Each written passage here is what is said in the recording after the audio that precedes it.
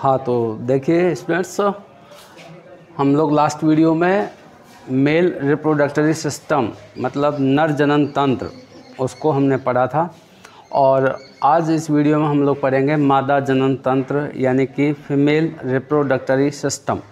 ठीक है, तो देखिए फीमेल रिप्रोडक्टरी सिस्टम जो होता है, मादा जनन तंत्र जो होता है, इसमें जो ऑर्गन्स हैं, जो अंग हैं, वो भी मेल के तरह से ही primary reproductory and secondary reproductory दो में डिवाइड किया हुआ है।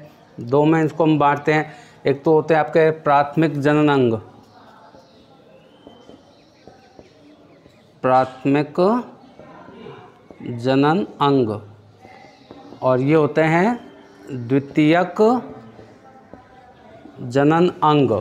ठीक है, तो जो प्राइमरी रिप्रोडक्टरी ऑर्गन होता है फीमेल में यानी कि मादाओं में, वो होता है वन पेयर ऑफ ओवरी यानी कि एक जोड़ी अंडाशय। ठीक है बेटो, इसके अलावा जो और अंग होते हैं जिनको हम सेकेंडरी रिप्रोडक्टरी ऑर्गन्स कहते हैं, मतलब द्वितीयक लैंगिक अंग कहते हैं मादाओं में, वो कौन कौन से हैं? वन पेयर ओविडक्ट मतलब एक जोड़ी अंडवाहिनी, यूटेरस मतलब इसको हम कहते हैं गर्भाशय, और वेजाइना मतलब योनि। ठीक है बेटा, तो ये अंग मिलकर के मादा जनन तंत्र यानी फीमेल रिप्रोडक्टरी सिस्टम बनाते हैं। आप डायग्राम में इसको आप देखें, पहले देखिए ये जो संरचना आप देख रहे हैं दोनों साइड, इनको हम कहते हैं ओवरी यानी कि अंडाशय, और ये जो अंडाशय होते हैं ये एक व्रंत की सहायता से गर्भाशय की भित्ति के साथ जुड़े हुए होते हैं। ये आपका जो बीच वाला पार्ट है ये है गर्भाशय, है ना, यूटेरस, और ये जो आप देख रहे हैं दोनों तरफ नलिकाएं, ये और ये जो नलिकाएं हैं, ट्यूब लाइक स्ट्रक्चर जो होती हैं, इनको हम कहते हैं ओविडक्ट या फिर अंडवाहिनी। ओविडक्ट का एक और नाम होता है फैलोपियन ट्यूब।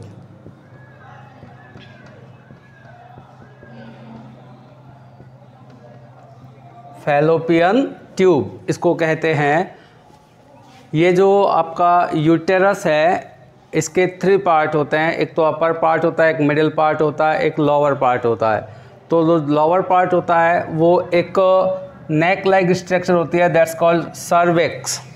ठीक है ना, यानी कि ग्रीवा के द्वारा यहाँ पीछे योनि में खुलता है यानी कि वेजाइना में खुलता है।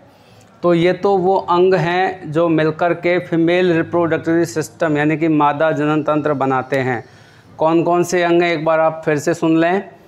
एक जोड़ी अंडाशय, एक जोड़ी अंडवाहिनी, गर्भाशय और योनि, one pair of ovary, one pair of oviduct और fallopian tube, uterus and vagina. ये अंग मिलकर के फीमेल रिप्रोडक्टरी सिस्टम बनाते हैं। अब हम एक एक करके इनके बारे में थोड़ा डिस्कस कर लें डिटेल में। देखिए ओवरी यानी कि अंडाशय, one pair of ovary is found in female reproductive system यानी कि मादा जनन तंत्र में एक जोड़ी अंडाशय पाए जाते हैं। They are attached to the wall of uterus. On maturation, the ovary at the time of puberty it produce ovum, है ना। मतलब ये जो अंडाशय जो होते हैं ये गर्भाशय की भित्ति के साथ जुड़े होते हैं, और प्यूबर्टी के बाद मतलब यौवनारंभ के बाद, और मैंने आपको पिछले वीडियो में बताया था कि महिलाओं में यौवनारंभ का काल 12 से 14 वर्ष माना गया है। ठीक है ना, तो उस यौवनारंभ के बाद अंडाशय से अंडाणुओं का निर्माण शुरू होता है। ठीक है बेटा, और इस प्रोसेस को हम कहते हैं oogenesis। इस प्रोसेस को क्या कहेंगे? oogenesis। oogenesis means formation of egg through ovary after puberty. इस प्रोसेस को कहेंगे oogenesis, मतलब इसको कहते हैं अंड जनन। अंड जनन कहते हैं इस प्रोसेस को। ठीक है, अभी जो अंड जनन की जो प्रक्रिया है बेटाओ, ये 2 हार्मोन के द्वारा कंट्रोल किया जाता है। 2 हार्मोन्स इसको कंट्रोल करते हैं और वो 2 हार्मोन ओवरी से ही सीक्रेट होते हैं, यानी कि अंडाशय से ही सीक्रेट होते हैं। तो यहाँ पे लिखा हुआ है ओवरी सीक्रेट 2 हार्मोन्स। ओवरी जो होती है ये 2 हार्मोन सीक्रेट करती है। कौन कौन से? Estrogen and progesterone. ये तो है एस्ट्रोजन, ठीक है, और ये हार्मोन है प्रोजेस्टेरॉन।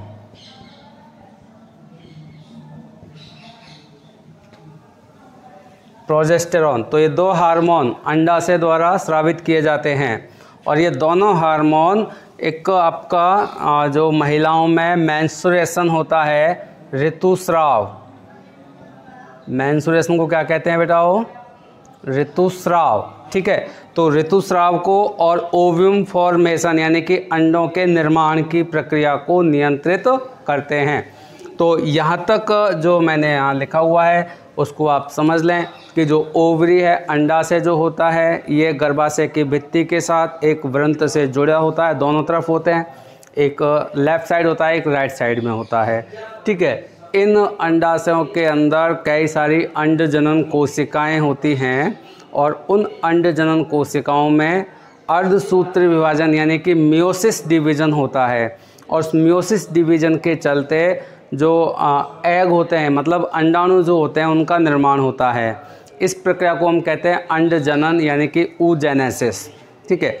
इस प्रक्रिया को नियंत्रित करने के लिए या कंट्रोल करने के लिए ओवरी 2 हार्मोन सीक्रेट करती हैं। 2 हार्मोन सीक्रेट होते हैं, एक तो है एस्ट्रोजन और दूसरा होता है प्रोजेस्टेरॉन। एस्ट्रोजन और प्रोजेस्टेरॉन ये दोनों हार्मोन अंडाणुओं का निर्माण की जो प्रक्रिया है इसको नियंत्रित करते हैं। अब देखिए बेटाओ, ओविडक्ट या फैलोपियन ट्यूब यानी कि अंडवाहिनी,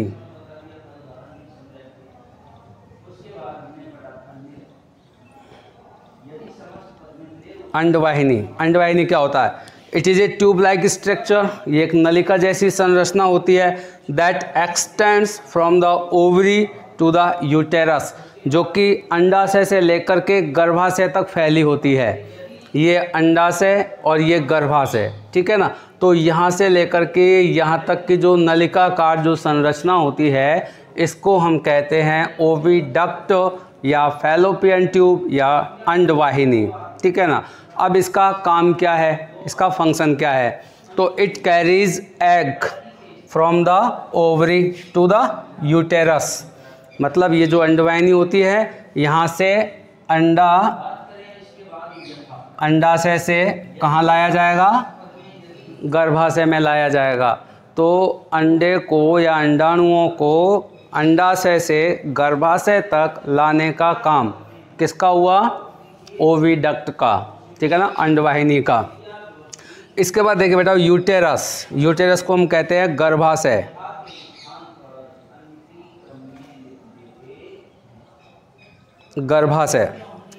गर्भाशय क्या है? It is a pear shaped muscular organ.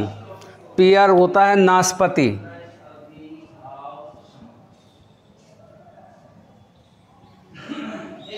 पियर क्या होता है? नाशपाती, ठीक है ना। तो नाशपाती के आकार का होता है, मस्कुलर यानी कि पेशियों का बना हुआ होता है। इसमें कोई भी बोन्स यानी कि हड्डियाँ नहीं होती हैं, तो ये मस्कुलर ऑर्गन है। यूटेरस कंसिस्ट ऑफ 3 पार्ट्स, गर्भाशय के 3 भाग होते हैं। गर्भाशय के 3 भाग होते हैं। अपर ऊपर का भाग फंडस, ठीक है, मिडिल बॉडी और लोअर जो होता है ये सर्विक्स यानी कि ग्रीवा होता है। ये वाला भाग इसका फंडस, बीच में बॉडी और नीचे वाला सर्विक्स यानी कि ग्रीवा नेक, ठीक है ना, ये पार्ट होते हैं इसके। इसका फंक्शन क्या होता है गर्भाशय का? तो देखिए हाँ, सर्विक्स, पहले सर्विक्स के देख लें। ग्रीवा ये वाला जो भाग है सर्विक्स, ये क्या काम करता है? ये यूटेरस को वेजाइना के साथ कनेक्ट करता है। Cervix connect the uterus to the vagina, यानी कि गर्भाशय को योनि के साथ जोड़ता है, सर्विक्स वाला part. It is the site of fetal development during pregnancy. It also take part in placenta formation. Means जो गर्भाशय आपका होता है ये फीटल डेवलपमेंट यानी कि शिशु के विकास के लिए उत्तरदायी होता है, यानी कि जो निषेचन के बाद भ्रूण का परिवर्धन,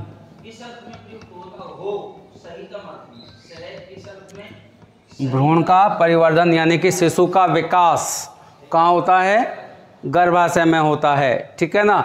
और शिशु के विकास के दौरान जो शिशु होता है उसकी जो जैविक क्रियाएं होती हैं, श्वसन, पाचन, उत्सर्जन, उन सभी के लिए गर्भाशय की आंतरिक भित्ति से एक तस्त्रीनुमा संरचना विकसित होती है जिसको हम कहते हैं प्लेसेंटा या अपरा, ठीक है।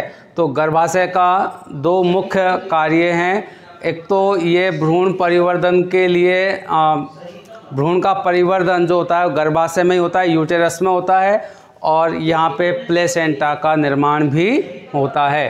तो ये हो गया बेटा आपका गर्भाशय। इसके बाद वेजाइना, वेजाइना होता है योनि, योनि। It is the lower most part, ये सबसे निचला भाग होता है मादा जनन तंत्र का, ठीक है ना, लोअर मोस्ट पार्ट होता है। Which open to the exterior between urethra and anus.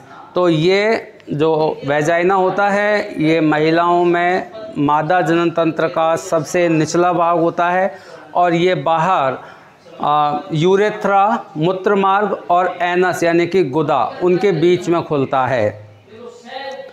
It act as both copulation canal and birth canal. ये जो वेजाइना होता है ये दोनों तरह से काम करता है, कॉपुलेशन कैनाल के जैसे भी और बर्थ कैनाल के जैसे भी, ठीक है ना। कॉपुलेशन कैनाल का मतलब होता है कि जब भी फीमेल की बॉडी के अंदर, मतलब जो मेल जो होते हैं उनके पेनिस के थ्रू स्पर्म जो एंट्री कराए जाते हैं, शुक्राणु जो मादा के शरीर में प्रवेश कराए जाते हैं वो वेजाइना के थ्रू कराए जाते हैं। तो शुक्राणुओं के एंट्री का जो मार्ग होता है, जो पाथ होता है, वो वेजाइना ही होता है। इसके अलावा जब यहाँ भ्रूण पूरी तरह से शिशु में परिवर्तित हो जाता है उसके बाद उस शिशु को बाहर निकालने के लिए भी ये योनि ही एक बर्थ कैनाल का रोल प्ले करती है, जनन नलिका का निर्माण करती है, जनन नलिका की तरह कार्य करती है। तो ये जो योनि है, वेजाइना जो होता है, ये दो काम करेगी। एक, इसके थ्रू स्पर्म है ना, यानी कि शुक्राणु प्रवेश कराए जाते हैं, और दूसरा शिशु, ठीक है ना, जो पूरी तरह से विकसित हो चुका है उसको वेजाइना के थ्रू बाहर निकाला जाता है। तो इस तरह से बेटा ये हो गया आपका फीमेल रिप्रोडक्टरी सिस्टम यानी कि मादा जनन तंत्र, ठीक है। अभी हम लोग एक और इसमें टर्म है जिसके बारे में डिस्कस करेंगे, वो है ऋतुस्राव। मेंस्ट्रुएशन वर्ड आया था इसमें अभी, ठीक है ना। तो ये ऋतुस्राव क्या होता है इसके बारे में अभी डिस्कस कर रहे हैं हम लोग, ठीक है। हाँ तो देखो बेटा, मेंस्ट्रुएशन क्या होता है। If fertilisation does not take place then internal layer of uterus breaks up and comes out through vagina, ठीक है ना। This process is called menstruation, ठीक है।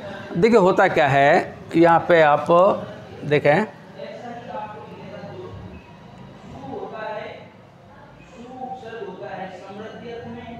आफ्टर प्यूबर्टी यानी कि यौवनारंभ के बाद, है ना, ये जो ओवरी होता है इससे हर 28 डेज़ में 1 एग मैच्योर होता है, और वो मैच्योर एग यहाँ से ओवरी से कहाँ जाता है, ओविडक्ट में आता है मैच्योर एग। प्यूबर्टी के बाद हर महीने, एवरी मंथ का मतलब होता है 28 डेज़, है ना। 28 डेज़ यानी कि 28 दिन में एक ओवरी से एक अंडा आपका ओविडक्ट में यानी कि अंडवाहिनी में आ जाता है। जब ये अंडा यहाँ पे आता है उस दौरान या उस समय ये जो यूटेरस है ना, गर्भाशय, तो गर्भाशय की जो इंटरनल लेयर है, आंतरिक परत है ना, ये बहुत ज़्यादा मोटी और स्पंजी हो जाती है। इंटरनल लेयर कैसी हो जाएगी? मोटी और स्पंजी हो जाएगी। यहाँ पे ब्लड सर्कुलेशन जो है वो बहुत ज़्यादा इंक्रीज हो जाएगा, बहुत ज़्यादा बढ़ने लगेगा। ऐसा क्यों होता है पता है? क्योंकि जब ये एग यहाँ पे आया उस वक्त फर्टिलाइजेशन की मतलब निषेचन की संभावना बहुत ज़्यादा होती है, और निषेचन के बाद भ्रूण का परिवर्तन होता है, एम्ब्रियो डेवलपमेंट होता है। और मैंने आपको बताया था कि डेवलपमेंट ऑफ एम्ब्रियो कहाँ पे होगा? यूटेरस में। तो उसके लिए यूटेरस पहले से ही पूरी तैयारी कर लेता है, मतलब इसका जो इंटरनल लेयर है वो थिक और स्पंजी हो जाता है, ब्लड सर्कुलेशन इसमें क्या इंक्रीज हो जाता है। तो ये सारा जो लेयर है इसका इंटरनल लेयर ये काफ़ी थिक हो जाता है ना, इस तरह से, है ना। अब देखिए क्या होता है कि यदि इस दौरान जब ये एग ओविडक्ट में आया, अंडवाहिनी में आया, यदि इस दौरान वेजानाई के थ्रू यदि स्पर्म एंटर करा दिए जाते हैं तो ये स्पर्म यहाँ ओविडक्ट में पहुँचते हैं और यहाँ ये एग यहाँ पहुँचेगा और स्पर्म यहाँ पहुँचेगा। तो ये एग और स्पर्म यानी कि अंडाणु और शुक्राणु आपस में मिल जाते हैं। इस प्रक्रिया को हम कहते हैं फर्टिलाइजेशन, निषेचन, है ना। तो आपको ये क्वेश्चन ध्यान रखना है कि मनुष्य में यानी कि ह्यूमन बींग्स में फर्टिलाइजेशन यानी कि निषेचन की प्रक्रिया कहाँ संपन्न होती है? ओविडक्ट में, अंडवाहिनी में। ठीक है बेटा। अब यहाँ जब ये दोनों जो युग्मक है, नर और मादा युग्मक मिल गए हैं, तो ये दोनों मिलने के बाद एक जाइगोट यानी कि युग्मनज का निर्माण करते हैं। किसका निर्माण करते हैं? युग्मनज का, जो कि द्विगुणित होता है। डिप्लॉइड स्ट्रक्चर होती है क्योंकि अंडाणु और शुक्राणु दोनों ही अगुणित संरचना हैं, और दो अगुणित संरचनाएं जब आपस में मिलती हैं, मतलब जब निषेचन हुआ तो एक द्विगुणित संरचना बनती है जिसको हम कहते हैं जाइगोट। ये जाइगोट यानी कि युग्मनज आपका यहाँ गर्भाशय की भित्ति से आकर के जुड़ जाता है ना। इसको हम कहते हैं रोपण, इम्प्लांटेशन। और उसके बाद क्या होता है कि इसमें कई सारे डिवीज़न, कोशिका विभाजन की प्रक्रिया शुरू होती है। जैसे 2 सेल, 2 कोशिका बनती है, 2 से 4, 4 से 8, 8 से 16, इस तरह से नंबर ऑफ सेल्स इंक्रीज होते हैं। उसके बाद इनमें डिफ्रेंशिएशन होता है, विभेदन होता है, फिर विदलन होता है, क्लीवेज होता है। तो उसके फलस्वरूप क्या होता है कि एक कंप्लीट जो बेबी होता है, शिशु जो होता है, उसका निर्माण होता है। ठीक है बेटा। और उसके लिए, इस बेबी के नरिशमेंट के लिए, पोषण के लिए क्या होगा कि जो यूटेरस है इसकी इंटरनल वॉल से, इसकी आंतरिक संरचना से एक तस्त्रीनुमा, एक प्लेट लाइक स्ट्रक्चर डेवलप होती है, तस्त्रीनुमा संरचना विकसित होती है, जिसको हम कहते हैं प्लेसेंटा। क्या कहते हैं इसको? प्लेसेंटा या अपरा। ठीक है ना। और इसी अपरा की सहायता से ये गर्भस्थ भ्रूण अपना समस्त जैविक क्रियाएं करता है, मतलब पोषण, श्वसन, उत्सर्जन, परिसंचरण, जो भी कुछ होगा वो इसी प्लेसेंटा के थ्रू होता है। धीरे धीरे ये इसमें इसके सारे अंग विकसित हो जाएंगे और लगभग 270 दिन में 270 डेज, मतलब लगभग 9 माह, है ना, 9 माह में ये एक संपूर्ण विकसित शिशु बन जाता है। फिर इसको गर्भाशय की जो पेशियां होती हैं उनमें संकुचन स्टार्ट होता है ना, कंस्ट्रक्शन स्टार्ट होता है, जिसकी वजह से ये भ्रूण योनि के थ्रू यानी कि वेजना के थ्रू बाहर निकाल लिया जाता है। इसको कहते हैं जन्म लेना। ठीक है बेटा। तो ये तो एक पूरा प्रोसेस हो गया आपका। अब देखिए मेंस्ट्रुएशन क्या होता है। अब एक दूसरी सिचुएशन में हम लोग एक इमेज करें, विप्र में लगाइए षष्ठी विभक्ति विप्राणाम, क्या होगा? विप्राणाम। यहाँ से प्यूबर्टी के बाद एग तो ओविडक्ट में आ गया, है ना, तो जैसे ही एग ओविडक्ट में आएगा तो यूटेरस अपनी तैयारियां शुरू कर देगा, इंटरनल लेयर इसकी स्पंजी हो जाएगी, ब्लड सर्कुलेशन इंक्रीज होने लगेगा। यदि इस वक्त स्पर्म एंटर नहीं हुए, शुक्राणु प्रवेश नहीं कराए गए, तो क्या होगा कि ये जो एग है, ठीक है, ये कुछ दिनों में अपने आप डिस्ट्रॉय हो जाएगा, ख़त्म हो जाएगा, और इसका जो गर्भाशय का जो आंतरिक स्तर है ये छोटे छोटे टुकड़ों में टूट जाता है ना, छोटे छोटे टुकड़ों में ये टूट जाता है, और ये टुकड़े ब्लड और म्यूकस के साथ, यानी कि रुधिर, खून है ना, और म्यूकस के साथ वेजाना के थ्रू बाहर निकलना शुरू होते हैं, यानी कि योनि के द्वारा बाहर निकलना शुरू कर देते हैं। इस प्रोसेस को हम कहते हैं मेंस्ट्रुएशन, यानी कि ऋतुस्राव।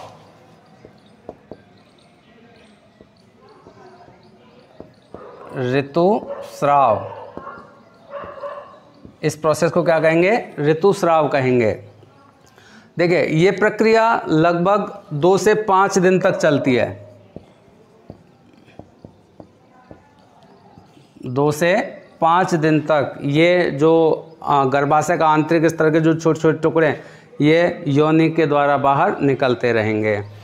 इसके बाद क्या होगा कि फिर अगले 28 दिन बाद फिर से एक अंडा यहाँ पे आएगा, है ना। उस वक्त भी गर्भाशय अपनी तैयारियाँ करेगा।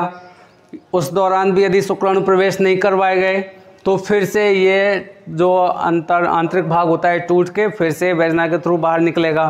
तो मतलब हर 28 दिन के बाद ये दोहराया जाएगा। कब तक? जब तक कि निषेचन नहीं होगा, है ना। तो ये प्रक्रिया हर 28 दिन के बाद दोहराई जाती है, इसलिए इसको मासिक चक्र भी कह दिया जाता है। मासिक चक्र, मंथली साइकिल।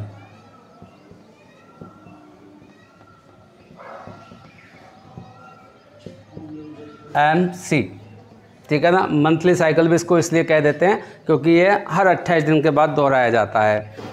2 से 5 दिन तक चलने वाली प्रक्रिया है, ठीक है बेटा। तो ये तो हो गया आपका मेंस्ट्रुएशन यानी कि ऋतुस्राव। इसके बाद मैंने आपको बता दिया कि जो कुछ अवस्थाएं होती हैं, जैसे जनन की प्रावस्थाएं, एक तो मैंने आपको बताया नंबर 1 आपका है इसमें गैमेटोजेनेसिस,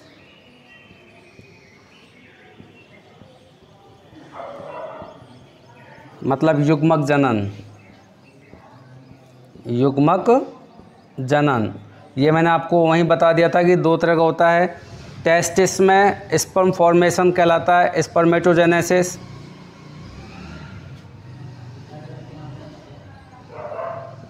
मतलब शुक्र जनन, यानी कि वृषण में शुक्राणुओं का निर्माण, ठीक है ना, स्पर्मेटोजेनेसिस। और दूसरा होता है oogenesis, मतलब अंडजनन। अंडजनन किसे कहेंगे? अंडाशय में अंडाणुओं का निर्माण, ठीक है ना। तो ये दोनों को मिलाकर के क्या कहेंगे? गैमेटोजेनेसिस, मतलब युग्मक जनन। युग्मक जनन के बाद फर्टिलाइजेशन होगा। फर्टिलाइज मतलब निषेचन। फर्टिलाइजेशन प्रोसेस किसको कहेंगे? नर व मादा युग्मकों के संयुग्मन को फर्टिलाइजेशन कहते हैं। मतलब मेल और फीमेल गैमेट जब आपस में फ्यूज होते हैं तो उस प्रोसेस को फर्टिलाइजेशन कहते हैं। फर्टिलाइजेशन कहाँ हुआ? ओविडक्ट में, अंडवाहिनी में। इसके बाद युग्मनज में कन्वर्ट होगा ये, यानी कि द्विगुणी संरचना बनेगी। ये युग्मनज गर्भाशय के आंतरिक भित्ति से आकर के जुड़ेगा। इस प्रोसेस को हम कहते हैं इम्प्लांटेशन, रोपण।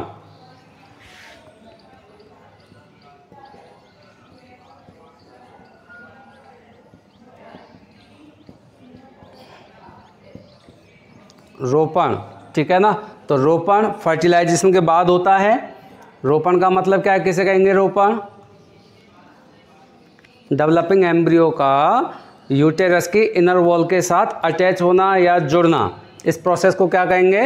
रोपण। इसके बाद इसमें प्लेसेंटा डेवलप होती है, जैसा मैंने आपको थोड़ी देर पहले बताया था। उसके थ्रू वो जो एम्ब्रियो है वो अपने समस्त मेटाबॉलिक रिएक्शंस कंप्लीट करता है और धीरे धीरे इसमें फिर सेल डिवाइड होगी 2 से 4। जैसे एक ये सेल है जाइगोट, इसमें डिवीज़न होगा 2 बनेंगी, इनमें फिर डिवीज़न होगा 4 बनेंगी, ठीक है ना, फिर डिवीज़न होगा 8 और फिर डिवीज़न होगा 16।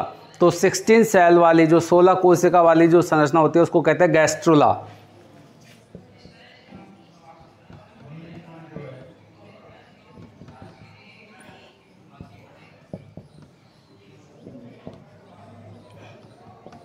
सोलह कोशिका युक्त संरचना को क्या कहते हैं? गैस्ट्रुला या कोरक कहते हैं, ठीक है ना। अब ये जो गैस्ट्रुला होता है इसमें जो 16 सेल हैं इनमें डिफरेंशिएशन मतलब विभेदीकरण,